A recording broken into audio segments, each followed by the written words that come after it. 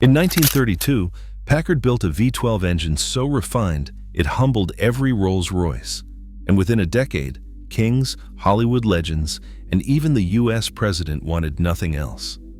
By 1956, it was all gone. The most advanced luxury car America ever made vanished. Not because its engineering failed, but because everything else did. How could the best be completely erased? This is the forgotten story behind the Packard 512 that was better than Rolls-Royce, and why you never see one today. Jesse Vincent's vision for the Packard V12 began at the drawing board, where every detail pointed toward mechanical perfection. The engine's core, a 445 cubic inch V12, used a 67-degree angle, slightly wider than the typical 60 degrees found in Rolls-Royce designs.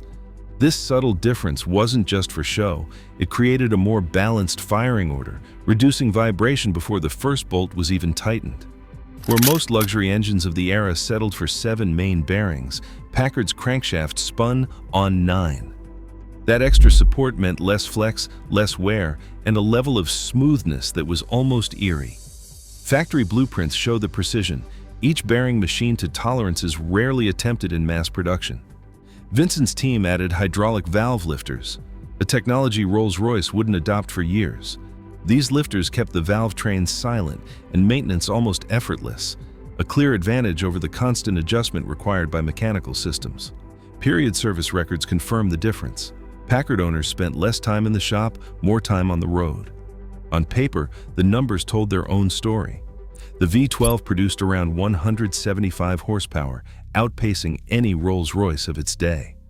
Performance figures from factory tests estimated 0 to 60 in about 16 seconds, with a top speed just over 100 miles per hour. While Period magazines raved about the car's power, what truly set it apart was the idle. A signature so smooth, owners claimed you could balance a nickel on the air cleaner without it falling. Whether legend or fact, contemporary journalists agreed. No engine ran quieter or more refined. Packard's V12 wasn't just ahead of its time. It set the standard others tried to reach. Every technical choice, from the bearing count to the self-adjusting lifters, built a machine that outperformed, outlasted, and outclassed the world's best. Clark Gable pulled up to Hollywood premieres in a Packard, not a Cadillac. Jean Harlow, Gary Cooper, and a parade of silver screen legends all chose Packard V12s, their names filling registration rolls and society columns. The country's wealthiest families, Rockefeller, Ford, DuPont, signed their names on Packard order forms, not just for the performance, but for what the car represented. Dealers ran ads with Packard's proud motto, "Ask the man who owns one." The implication was clear. Ownership spoke for itself. Bespoke coachwork became an art form. Custom bodies by Dietrich, LeBaron, and Brun transformed each Packard into a rolling sculpture, rivaling the best of Europe. Some buyers stretched their wheelbases to 156 inches, creating limousines longer and more lavish than anything from Rolls-Royce. Inside, thick carpets muffled even the faintest road noise, and hand-finished woodwork gleamed under the city lights. The value proposition was impossible to ignore. For $6,000, a Packard owner enjoyed technical supremacy and tailored luxury that outclassed British rivals, costing 3 times as much. By 1937, the numbers told the story. Packard outsold Cadillac and Lincoln combined in the luxury market. Sales charts from that year show a brand at its peak, fueled by the endorsements of America's elite. Packard wasn't just building cars, they were building a social phenomenon. The V12's reputation and its famous owners turned every delivery into an event, every drive into a statement. In the pre-war years, Packard didn't compete with Rolls-Royce. They dominated the conversation entirely. In 1935, Packard's boardroom buzzed with tension as the company prepared to launch something unthinkable, a Packard priced at just $1,000. The Model 120 rolled off the line that year, and the gamble paid off, at least on paper. 50,000 new cars found owners in the first 12 months, filling sales ledgers with numbers the company had never seen. But the faces behind those numbers were different. These were buyers who once drove Buicks and Chryslers, drawn in by Packard's reputation, but unwilling or unable to pay for the V12's exclusivity. Inside the executive suite, the divide grew sharper.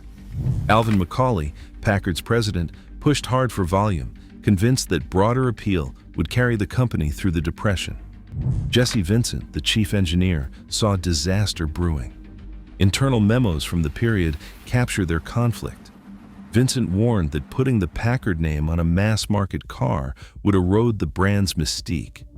McCauley pressed on, chasing short-term survival. The fallout came quickly. By 1937, annual V12 sales had dropped to around 1,500 units, a fraction of their peak. The Model 120's popularity meant anyone could claim to drive a Packard, blurring the line between the elite and the everyday.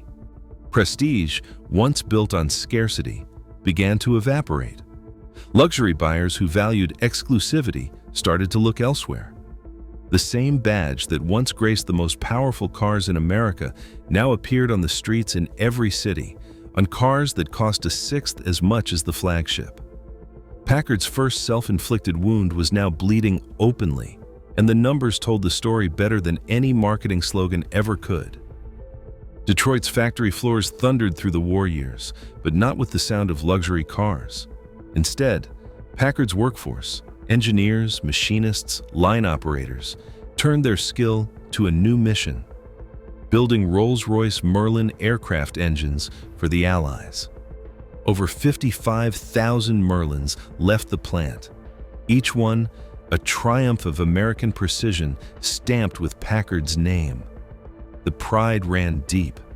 Workers knew their engines powered P-51 Mustangs across Europe, changing the course of the air war. Yet beneath that pride, a quiet irony took root. While Packard's reputation soared on the wings of the Merlin, the very heart of its automotive legacy was being erased. The equipment that once shaped the V12's 9 bearing crankshafts and hydraulic lifters was pushed aside, then sold off as scrap.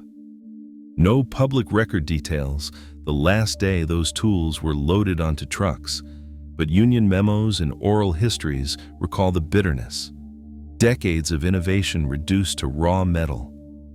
When peace returned, Packard's engineers stood ready, but the machinery that had made their best work possible was gone. In 1946, the company restarted car production using straight-eight engines from pre-war stock. The world had moved on, and so had the technology. Cadillac and Lincoln rolled out new V8s, while Packard's flagship models relied on designs already 7 years old. The war had demanded everything, and in answering that call, Packard had lost the means to reclaim its own greatness. Cadillac's post-war V8 changed the rules overnight. Their new overhead valve engine, introduced in 1948, delivered 160 horsepower from 331 cubic inches, more power from less displacement, and with far greater efficiency. Packard, still relying on its pre-war straight-eight, could only offer 150 horsepower from a larger, heavier 356 cubic inch block. The difference wasn't just on paper. It played out at every dealership and on every sales chart. Buyers flocked to Cadillac's modern, faster cars, leaving Packard's showrooms quiet. Market share, once a healthy 25%, collapsed to just 8% in a few years. The cash that might have funded a new engine had been spent chasing volume before the war. Now, with revenues shrinking and rivals racing ahead, Packard's technical lead was gone, and the company's future was suddenly in doubt. The 1954 merger with Studebaker was supposed to be a lifeline. Instead, it delivered a $50 million debt and a flood of problems Packard couldn't fix. Quality issues exploded almost overnight. Defect reports from 1955 pile up in museum archives: misaligned panels, engine failures, electrical gremlins that never would have passed inspection in the old Detroit plant. Dealers, once fiercely loyal, began pulling their franchises. Letters from that year capture the frustration. Customers returning new cars, mechanics unable to source parts, showroom floors sitting empty. On June 25, 1956, the last true Packard rolled off the line. Workers signed their names under the hood of a custom Super 8 180, a final act of pride as the factory closed its doors. For the people who built these cars and the restorers who preserve them now, each surviving Packard is more than metal. It's a memory of what American engineering once meant. In 1937, Packard outsold Cadillac and Lincoln combined in the luxury market, driven by a V12 engine that delivered more horsepower, smoother operation, and greater reliability than any Rolls-Royce for a fraction of the price. Documents show that Packard's technical advances, like hydraulic lifters and 9 main bearings, set new industry standards. Yet, the evidence is clear. When Packard launched the lower-priced Model 120, the brand's prestige collapsed almost overnight. Wartime records confirm the company scrapped its V12 tooling to build Merlin engines for the Allies, and by 1946, Packard was left with outdated technology. Many internal memos and board minutes from those years remain inaccessible, leaving some decisions unexplained. Today, no mass-market car offers the unique blend of smoothness and silence that defined the Packard V12. The lesson is factual and sobering. Excellence alone was not enough. Packard's downfall proved that once a brand's prestige is lost, superior engineering cannot restore it.